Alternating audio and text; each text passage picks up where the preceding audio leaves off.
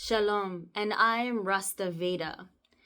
So after I finish homeschooling my son today, the Ruach HaKodesh just starts talking to me like he always does. And he said to me, Rasta, have you noticed that August has been raining a lot? Now, in Sydney, Australia, where I'm at, is most of August has been raining, sprinkling, pouring down rain, heavy rain. There's been intense, just wet weather. And I said, yes, Adonai, I've noticed that. Why is that? And this is what he said. He said, the rains are falling of my grace and mercy. It's like my blessings are raining down on my people because of my loving kindness. That physical rain is a reflection of spiritual rain that's coming. And I said, oh, wow, that's amazing because we're about to go into Rosh Hashanah next month, Sukkot next month. The month after that, it is the year of Jubilee. So there's a lot of intense spiritual movement. And he said, as he told me about August, is that it is the transition to the new. And so the intense wet weather has been a reflection of this, of the blessings of his grace and mercy that's pouring down, and it's still raining because it is outside. And, majority of it has been, a majority of August has been quite wet. And because we're transitioning to the new, Adonai's grace and mercy is pouring down. And that's a reflection of the spiritual realm. Instantly, he took me to the book of 1 Kings chapter 18, where there was a drought and it wasn't raining for 3.5 years. And then the Ruach HaKodesh starts going into a whole different dimension of what is happening right now. He started to show me things and tell me things in the spiritual realm. And this is the message. So he said, it's a fire and water time right now. There's an intense fire, and then there's a washing and healing with water. And he is moving quite fast because it is the Hebrew New Year, the year of Jubilees. Adonai's moving fast and furious, with every valley going high and every mountain going low, because he is commanding order.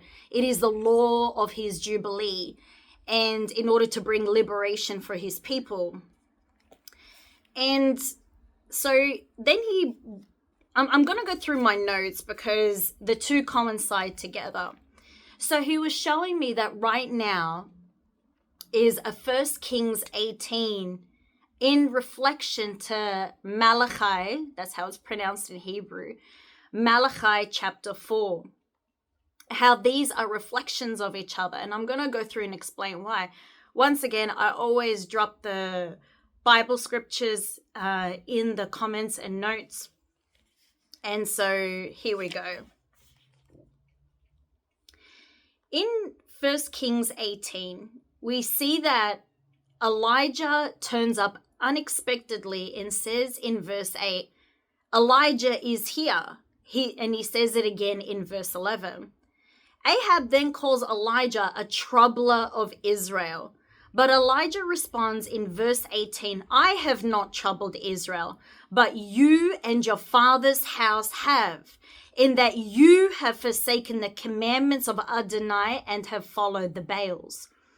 In Malachi chapter 4, as the Ruach HaKodesh was giving me a reflection, I'm going to go back and forth. In chapter 4, verse 5 to 6, book of Malachi, behold, I will send you Elijah the prophet before the coming of the great and dreadful day of Adonai, and he will turn the hearts of the fathers to the children and the hearts of the children to their fathers, lest I come and strike the earth with a curse. So 1 Kings 18, Elijah's there. Malachi chapter 4, Elijah is mentioned. And the next book after Malachi is the book of Matthew, where Yeshua turns up. So Adonai always sends the spirit of Elijah to really bring fire to the people, to test their hearts, to rekindle their hearts, to purify their hearts before Yeshua comes into the picture. If a lot of people cannot handle Elijah, then they cannot handle the dreadful coming of Adonai and the coming of Yeshua. Because Adonai will always send the people a warning or a heads up before something happens. He's been doing it to me for the last 20 years. And that's just how he works. He always gives a heads up, whether it be warning or some sort of get ready, because he is preparing the hearts of the people to receive him, to receive his word, and their mindset as well. Excuse me. And so there's this reflection. Elijah turns up. The spirit of Elijah is sent forth in the book of Malachi before Yeshua turns up in Matthew, from the end of the first covenant going into the second covenant. But 1 Kings 18, Elijah does turn up. And everybody thinks because Elijah stirs up, he's got that fire, he's got that zeal, and that's something that all us believers should have. You know, Yeshua said, if you're lukewarm, I spit you out. But Elijah, or in Hebrew, Eliyahu, he was full of fire. And we all know that. He is one of my top characters, personalities in the Bible. It just makes me laugh with his movements. Ahab was the one that called Elijah a troublemaker. Now we know that Ahab was the most wicked king, that one of the most wicked kings that ever existed. Why is that? Ahab had a lot of idolatry and mass wickedness inside him. He had a spirit, he was spiritually wicked, and he did not listen to Adonai. Obviously, he heeded to Jezebel. And a lot of men struggle with that when they put the voice of a woman before the voice of Adonai. There's this idolatry because they're putting the woman before Adonai. And that was one of the downfalls of Adam in the garden. He heeded the voice of Eve instead of staying in his obedience to Adonai in not to touch the fruit. And this is not a blame game. This is just what the Ruach HaKodesh is showing me. And the reason being, because if you've seen my prophetic video of 2025, 57, 85, if you haven't, go and watch it. Adonai is addressing the men. There's a seed of Abraham that's being addressed. It's spiritual murder, spiritual circumcision. And in order to come up higher in the realm, first, there must be a circumcision of mind, then the circumcision of heart. And he's addressing the soul aspect of a man. The reason being because the women, as Yeshua addressed this in John chapter 8, the woman that was caught in adultery, she was healed. And in the book of Malachi, it was, the women that were receiving the treacherous treatment of the men. So this is where Adonai and Yeshua and the Ruach HaKodesh are defending the women. And they're addressing the men because the men are supposed to be leaders. And he gets to that root as well. I love how Elijah responds. I have not troubled Israel, but you and your father's house have, in that you have forsaken the commandments of Adonai and have followed the Baals. Adonai's been showing me the past year especially that many of the men have been blaming women for their downfalls, but not realizing that their own wicked spirit, they're seeing that's being mirrored back against them because of their sin of Adam before Adonai. And if they still having an Ahab attitude or an Ahab mentality or the same wickedness as Ahab, Adonai is going to address that. And so just as a man would blame, for example, a woman for his downfall, Adonai will send people like Elijah with that spirit, fire, and zeal. And still Ahab wanted to call Elijah a troublemaker. Elijah's like, I am not a troublemaker. You're the wicked one that's going in the ways of your forefathers, pretty much. You have left Adonai and you followed the Baals. So there was that fiery confrontation. Then the showdown of, I'm not going to read the whole book of 1 Kings 18, but I'm going to obviously talk about it. Then the showdown, as you read through, of fire happens, but declares in verse 21, this is what Elijah says. And this is what he's addressing to all the men. How long will you falter between two opinions? If Adonai is Yahweh, follow him. But if Baal, follow him. The Ruach HaKodesh was showing me that the last year, many men feel like they've been crucified and they're hanging on the cross. Adonai is really laying the fire on men. And because it is coming to the new year of Rosh Hashanah on the Hebrew calendar, and the book of Malachi, before Yeshua's second coming, the men were being addressed for their behavior towards the women, to the children. And, even in John chapter 8, where Yeshua addressed the so-called Pharisees, the men that think that they know better. And this is where Adonai showing, you do not know better, I know better. It's versus what a man wants to do his way, iron, and how Adonai wants to do things like clay. Now, iron and clay don't mix. There's two opinions. There's two different spirits. There's two different elements. There's a dirty, wicked spirit, and Adonai is pure and holy. And so there's this separation that's happening right now, because as we're coming into 5786 and 2026, as I mentioned before, and I'm going to release that video soon, prophetically speaking, is that spirit cannot cross over. That spirit cannot cross over. And it's a makeshift for men. You're either with me or you're not with me. You feel like you're being, this is what like Yeshua is saying. You feel like you're being crucified with me, but who are you really in your soul? Do you really love me?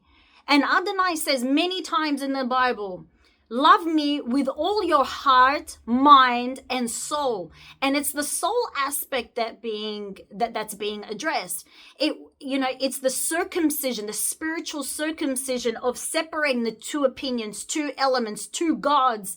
What I want to do versus what you want to do.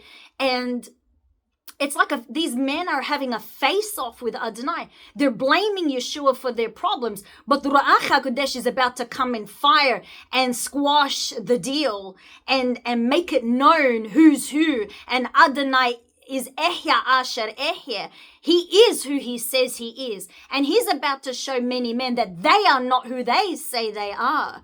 And so there's a cry for justice and righteousness by a lot of people that have been hurt and traumatized by these men. They've gone on an absolute destruction. And Adonai's about to set them straight, going, look, your problem is not with them.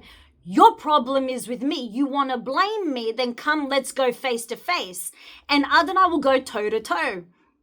And he's been telling me this like so intensely. And all I can do is just watch, hear, pray, and deliver the message, okay? So the spirit of Elijah is being sent forth right now, and it's rattling a lot of men. The foul spirits are coming out of the cage, and a lot of men are either going to progress or they're going to fall. And there's that spiritual separation. You cannot blame women. The worldly women, that's a case-by-case basis between you and Adonai. But remember, if you've entertained it, you brought it on yourself. But many of the holy women that are waiting, that have been forgiven, we've already gone ahead spiritually. Adonai has already corrected us spiritually. Because if the woman ate the seed, if the woman ate the fruit first, Adonai's going to address the woman first in correction. And many of the women are just waiting where, excuse me, many of the women are just waiting. Many of the women are ready. And we are polished gemstones. We've accepted our correction. We know what we've done wrong and we know what to do, but it's the men that are catching up. And the men need to go through Adonai to come to the Jordan River to collect their prize. And it's the men that need to leave the ways of the world, the way Yeshua left the things and the ways of the world, came into the Jordan River and received the Ruach HaKodesh. Now, when a man actually does that and finally does that, leaves the world behind, leaves the past behind, and he gets into the Jordan River, Adonai is going to say, well done, son. I'm pleased with you. He is your prize. And it is a majority of it, depending on the personal walk between you and Adonai, is a woman with the Ruach HaKodesh, with that discernment, the spirit of life. And she will be the gift that's given from above, because a prudent wife is given from Adonai. A good wife is given from Adonai's hands. But she had to be corrected first to be close to her Heavenly Father, to be close to her King, before handed over to a man. And this is the meeting place that's happening. Many of the women are already ahead. They're looking at their clock and we're waiting.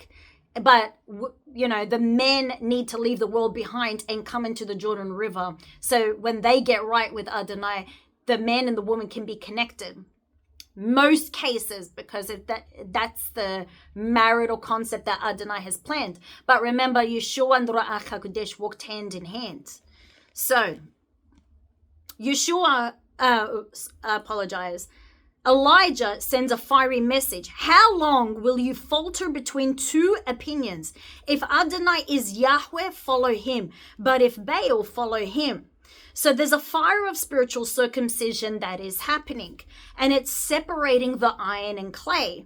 If we go back to verse 1, the day which is coming shall burn them up, says the Adonai of hosts. That's in Malachi chapter 4, I believe. The day which is coming. Oh, sorry, I apologize. 1 Kings 18, verse 1. The day that is coming is going to burn them up, says the Adonai of hosts. And it's actually written in the book of Malachi as well. And it's going to... This is once again, apologies. It is verse 1 in the book of Malachi, chapter 4. So, as Adonai is separating the iron and clay, I've got my notes all jumbled up because Ruach HaKodesh was just giving me download after download. So I apologize, but I corrected myself. After separating the iron and clay, this is a reflection of the fiery spiritual circumcision that is coming, and that's happening when Elijah unleashed the fire at Mount Carmel at those who worship Baals. So in the book of Malachi chapter 4, the heart was being tested by the spirit of Elijah. But the same thing was happening back in 1 Kings in chapter 18, when that fiery standoff as well. And so when many people saw the fire of Adonai, they repented immediately and said, oh, wow, he is Adonai Elohim. But a lot of people did not. And the people that before they got to see the fire, they were coming to the end of themselves. And it was just their ego dying. And when the ego dies and the surrender, Adonai is able to answer, and he is able to come in completely like fire and purify what's not meant to be there. In 1 Kings 18, Elijah did destroy the wickedness of the house of Ahab, and that is happening right now. So that fiery purification, that fiery standoff, that fire in the spirit, and I'm seeing like a lot of men blaming Adonai, blaming Yeshua, and coming before his face with such this spiritual urge of anger, and they're blaming and they're why this and why that. But little do they realize when they're coming to the end of themselves, in their anger, Adonai is about to show his fire. And that's going to correct a lot of men. That's going to purify a lot of men from that bad seed of Ahab and Adam, because there's that connection from Adam as well. So once the heart is purified with fire, it will be healed. So the fire is used to clean and purify and remove all the impurities. Remember, iron and clay cannot mix, but he's going to use the water to heal. And so there's this fire and water element that's happening. And it can't be so fiery where it destroys everything, but can't be so deep in water that it's so cold, because the bottom of the ocean is cold. And so Adonai's testing a lot of men. Do you love me? Can't be fiery, but there's a other side of you that's not being addressed, or you don't want to be vulnerable about, that's being cold. And, as the Bible talks about, a lot of men's hearts have turned cold. And so the spirit of Elijah is being sent forth, whether through people, through dreams, through visions, or through Adonai himself. He deals with the individual as he pleases, is that with his heat, he's breaking that cold. And did you know that the most horrible place in hell is actually ice cold? Yes, we know hell is all fire and brimstone, but the center of hell, the deepest, coldest part in hell, is actually all ice. And that is the part that's being purified. He's smashing that cold. He's smashing those ice cold barriers, because a lot of men started off loving Adonai, but then drifted away from his commandments, drifted away to the Baals. And so with that fire, he's purifying them, bringing them back and saying, where is the love? You used to love me. You used to have love inside of you. What happened? You went cold and stiff like iron, but that's not who I am. And and that's why iron and clay cannot mix, because he made Adam out of clay. And so he's purifying those two opinions, those two spirits. In Adonai's kingdom, in his garden, we have to be like clay. But outside the garden, it's all the rest of the metals, and they cannot enter into the garden because it wasn't developed. It wasn't, Adam was not made out of iron. It was the spirits, the opinions, the worldly matters, the choices, and being kicked out of the garden, things like that played a part with all of this. So in verse 41, we're going to jump ahead. Then after the purification, the drought ends. So we go from a fiery standoff, and then it's like it changes, down the chapter, and it says there's no more drought. And it's Adonai saying it's ending now, because the fire has purified, and just like the wet rain that's outside is, now I'm healing. Now the rain is coming. Now my grace and mercy is able to come forth, because he dealt with that before before Rosh Hashanah, because once Rosh Hashanah and Sukkot happens, it's a sealed deal by Adonai, and these things must be dealt with beforehand, because if not, it's just going to keep continuing through on a vicious yearly cycle till it's finally etched out and dealt with. So just like how it's raining outside, the drought has ended. People, the drought has ended. Hallelujah. So the Ruach HaKodesh was showing me and explaining to me that for the men, the last 3.5 years, so there's it's coinciding with 1 Kings 18, because it's happening right now, but it's in the Bible as well. Men, the last 3.5 years have had this sudden spiritual anger murderous urge and foul spirit come forth. And that's exactly what wickedness Adonai is trying to pop and remove. And he showed me, not only through social media, but as I'm going out and about, and he's showing me through the spiritual realm, that the last 3.5 years, there's this manifestation of men that have just been angry and vicious and toxic and, stay toxic and be like this and be like that. And it's like, whoa. This is that iron Roman way, but that's not who Adonai is. And when he was showing me these things, it's the men think they are correct in their ways, but little do they know that in their fire, that they are destroying and incinerating people around them and innocent people, and not being who they're supposed to be in those situations.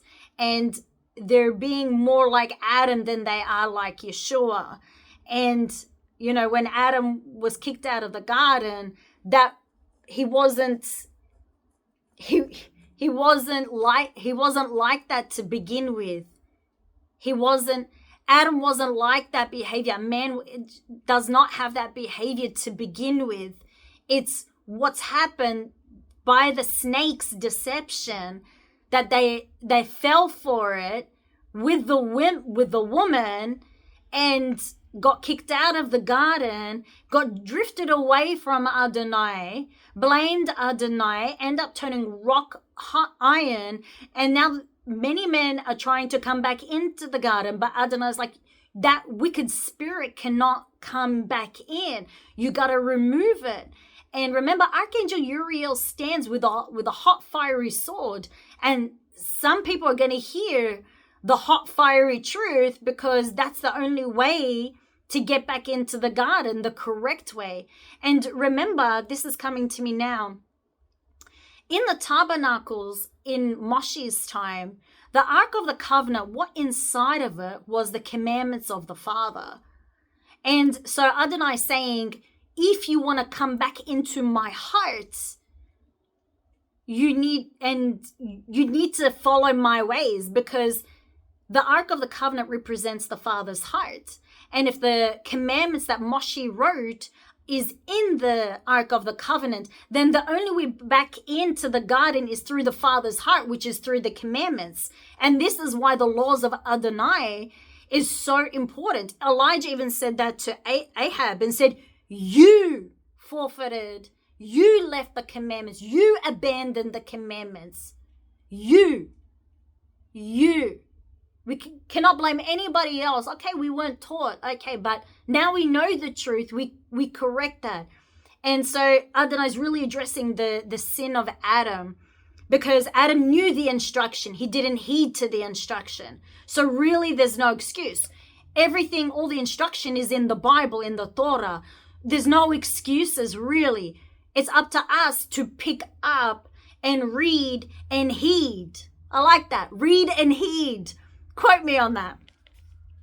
So Adonai is trying to pop and remove these things like a pimple of built up gunk. And so that's why this urge, whatever is happening and manifesting the last 3.5 years through men, it's just, there's something ugly and disgusting, that spirit that he's trying to pop it out like an ugly pimple, because it can't be there. It needs to come out once and for all. But once it pops, Adonai is going to heal. And so this is the fire and water effect that he's doing. The fire is extracting the impurities. It pops, it comes through to the surface, but then with water, he is able to heal. And many men, this is from the Ruach HaKodesh, many men will be set free, and others will be thrown out because they love their Baals, don't want to do the commandments, and they heed the voice of Jezebel. The men that are not going to be saved They love their Baals. They don't want to do the commandments, and they heed to the voice of Jezebel. And so many people have been hurt by such men, but they'll be healed, because the book of Malachi says that in chapter 4, verse 2. It says, but those who fear Adonai, the Son of Righteousness, which is Yeshua, shall arise with healing in his wings. This must happen to etch out and remove the sin of Adam out and the seed of Yeshua in. So removing the junk and gunk, healing with the Yeshua is going to heal, because the sin of Adam needs to be removed so the seed of Yeshua can come in. This must be done because, like mentioned, the Bible, the Torah and the Bible is in chronological order. And so the book of Malachi is the last book before Yeshua comes into the picture. So for Yeshua's second coming, everything that's written in the book of Malachi is right before. It's a correction, it's a heads up. It gives a lot of clues if you really sit down and discern it. But the seed of Adam must be etched out, and that can only be done through the spirit of Elijah when however Adonai wants to unleash that fire. 1 Kings 18 and the book of Malachi 4, there's a reflection there how Adonai deals with people. And yes, a lot of people have been hurt by such men, but they will be healed. Yes, they've been treacherous. I mean, a lot of the men, Adonai was telling me, he's like, they know better. They should know better. And it's like making every excuse under the book to not do it, because it's like my way over Yahweh's way. You know? It's only Yahweh's way. But a lot of men don't want to do better. And so there's this, that's why many men have been feeling like they're being crucified at the cross with Yeshua in the middle, because he's showing two examples of men. The ones that acknowledge the wrong and know that, Yeshua is innocent in all of this, and it was their choices and their wrongdoings that led them to that point, that brought them thus far. He quickly humbled himself and he said, forgive me, pretty much along those lines. Forgive me, but remember me in paradise. He said, remember me in paradise. Paradise is level 3. That means humble mind, humble heart, and a humble soul. The only way to get to the third level is having a humble soul. But you got to pass, phase 1, phase 2 to go to level 3. But this is where Jacob is wrestling, to be transformed into Israel. Jacob means deceitful. And so, Adonai is really pushing the men through this fire. Are they deceitful? Are they who they say they are? If they are, they pass and they cross over. And they go upper and higher and they progress to the next stage. But if not, just like that other man that was blaming Yeshua, had a crow-like, fowl-like spirit. It was that Adam rage, that fleshly rage. Yeshua was showing the difference between a man that's in the spirit and he heeds to the spirit, and the one that argues and with the spirit. Because the fire of the Ruach HaKodesh will always bring them purities out and show you who you are. If you are who you say you are, then there's no problem. There's just going to be healing, redemption, restoration, the reset, you progress forward, and yada, yada, yada. But if not, Yeshua's going to spit out these men and they will not progress forward. They will not be able to, they will have to repent on a whole different cycle, whether it be 1 year or until they let go of it, or some of them will just abandon their posts forever. And this is where many people have been crying out to Adonai for his creation to come forth. This is the pivotal point of that happening and of that coming through, because next year is the manifestation of that. And Ruach HaKodesh was telling me, hence the intensity, because he's removing all the impurities so we can move into eternity. Shalom.